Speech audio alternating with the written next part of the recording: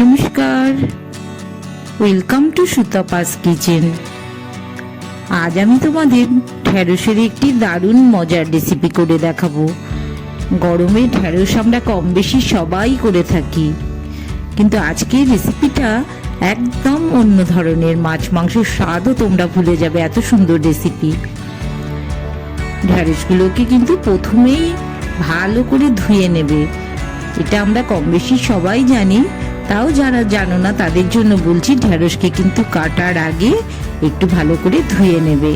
আমি কিন্তু ধুয়ে নিয়ে তারপর মাথার দিক আর পেছন দিকটা একটু করে কেটে নিয়েছি। ঢ্যাঁড়স কাটা খুবই সোজা, আর মাঝখানটা একটু চিড়ে দিচ্ছি যাতে মশলাটা ভালো করে ভেতরে ঢুকতে পারে। এভাবে কিন্তু আমি ঢ্যাঁড়সগুলো কেটে রেডি করে নিয়েছি। একটু পেটটা চিড়ে দেখিয়ে দিলাম যে পুরোটা কিন্তু কাটবে না, তাহলে দু টুকরো হয়ে যাবে। আর এদিকে দেখো, ছোলার ডালটা আমার কম বেশি এভাবে করে আনা থাকে, আমি কিন্তু তার একটু গুঁড়ো করেই রাখি। এই যে দেখো, কৌটোর মধ্যে ভরে রেখেছি, তোমাদের দেখাচ্ছি। সেই ছোলার ডালের গুঁড়ো দিয়ে আজকে এই মজার রেসিপিটা আমি করে দেখাবো। বড় চামচের 3 চামচ মতন ছোলার ডাল নিয়ে নিলাম। ছোলার ডালের গুঁড়োটা জল দিয়ে কিন্তু অল্প অল্প করে, প্রথমেই কিন্তু খুব বেশি জল তোমরা দেবে না, তাহলে পাতলা হয়ে যেতে পারে। আমি কিন্তু অল্প অল্প করে জল দিয়ে এটাকে মিশিয়ে রাখলাম। 1/2 চামচ মতন লবণও দিয়ে দিলাম, আর একটু সাদা জিরেও কিন্তু মিশিয়ে দিলাম। এই মিশ্রণটা আমি বেশ 15 থেকে আধ ঘন্টা মতন সময় নিয়ে ভিজিয়ে রাখছি। একটু হলুদও মিশিয়ে দিলাম, আবার একটু মিশিয়ে দিচ্ছি। দেখো, এখনই কিন্তু এই 3-4 মিনিটের মধ্যেই কিন্তু ডালটা কিন্তু ঘন হয়ে উঠেছে। তোমরা তোমাদের পরিমাণ মতন 1/2 কাপের কিন্তু বেশি কখনোই জল লাগবে না, বুঝে দিও।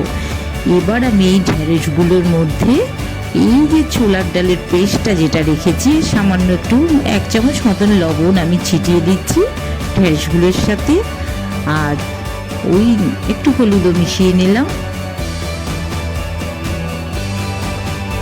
পরিমাণটা তোমরা তোমাদের যতটা ঢ্যাঁড়স নেবে তার উপরে হিসেব করেই দেবে। এবার যে ছোলার ডালটা যেটা আমি গুলে রেখেছি, সেই ছোলার ডালটা কিন্তু এই ঢ্যাঁড়সগুলোর উপরে ছড়িয়ে দিচ্ছি। তারপর কিন্তু আমি একটু হাত দিয়ে ভালো করে মেখে নেব। পুরোটা ছোলার ডাল দিয়েই কিন্তু আমি ঢ্যাঁড়সগুলোকে মাখিয়ে নিচ্ছি। একটুখানি কাশ্মীরি লাল লঙ্কার গুঁড়োও আমি মিশিয়ে দিলাম। এটা কিন্তু গরমের দারুণ সুন্দর রেসিপি। রোজ রোজ একঘেয়ে ঢ্যাঁড়সের আইটেম কিন্তু ভালো লাগে না, একটু ঘুরিয়ে ফিরিয়ে এরকম করে দেখো। নিরামিষ দিনে তো কোনো কথাই নেই, মাছ মাংসর স্বাদকেও কিন্তু হার মানিয়ে দেবে। পোস্তর বদলে আজকে কিন্তু আমি 2 চামচ মতন তিল নিয়ে নিলাম। ইচ্ছে করলে তোমরা পোস্তও নিতে পারতে। আর বেশ 2 চামচ মতন কাজু বাদামও সাথে নিলাম। তিল পোস্ত, দেখো মিষ্টি যদি একটু কম দিতে হয় কিংবা না দিলেও চলে, এর সাবস্টিটিউট হিসেবে আমি কিন্তু বেশ কতগুলো কিশমিশ নিলাম। 6-7টার মতন কাঁচা লঙ্কাও একই সাথে আমি পেস্ট করে নেব। সামান্য একটু জল দিয়ে কিন্তু নাড়িয়ে নেব।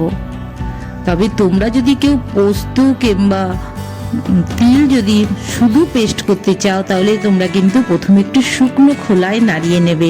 এটা কিন্তু খুব ভালো একটা টিপস। প্রথমে মিক্সির বাটিটায় জল ছাড়াই একটু নাড়িয়ে নেবে, তারপর অল্প অল্প করে জল দিয়ে কিন্তু তোমরা পোস্ত কিংবা তিল এগুলো পেস্ট করে নেবে, তাতে কিন্তু পেস্টটা খুব ভালো হয়। সাদা তেল আর সর্ষের তেল মিশিয়ে আমি কিন্তু এবার ঢ্যাঁড়সগুলোকে ফ্রাই করে নেব। হালকা ফ্রাই করব, খুব বেশি কিন্তু ভাজবে না, তাহলে কিন্তু শক্ত হয়ে যাবে।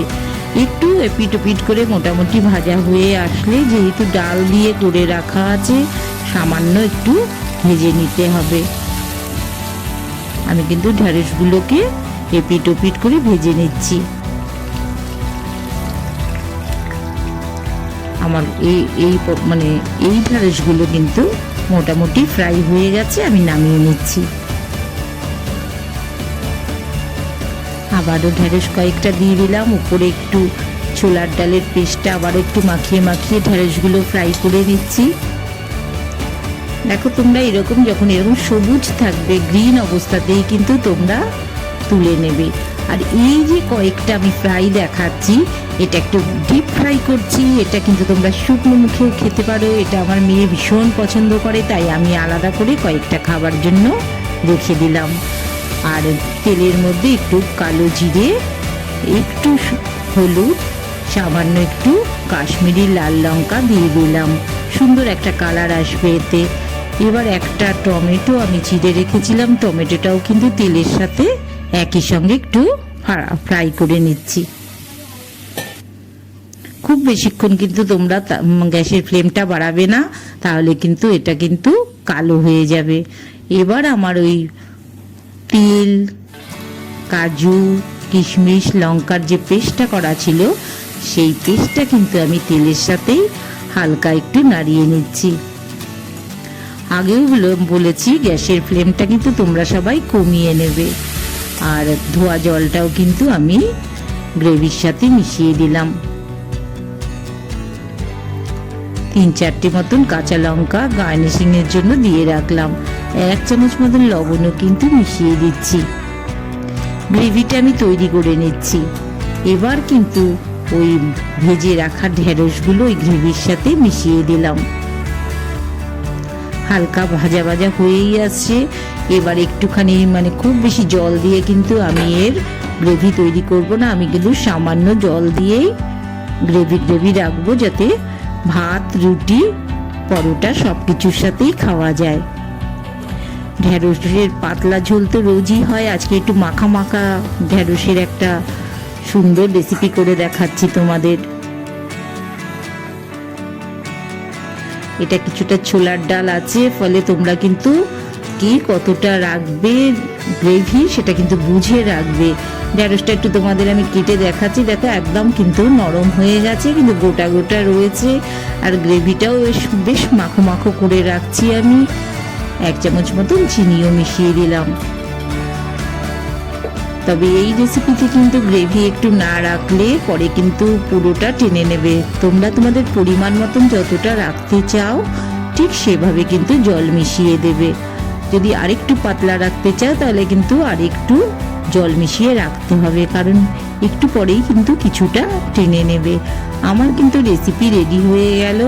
দারুণ মজার ঢেঁড়সের একটা রেসিপি।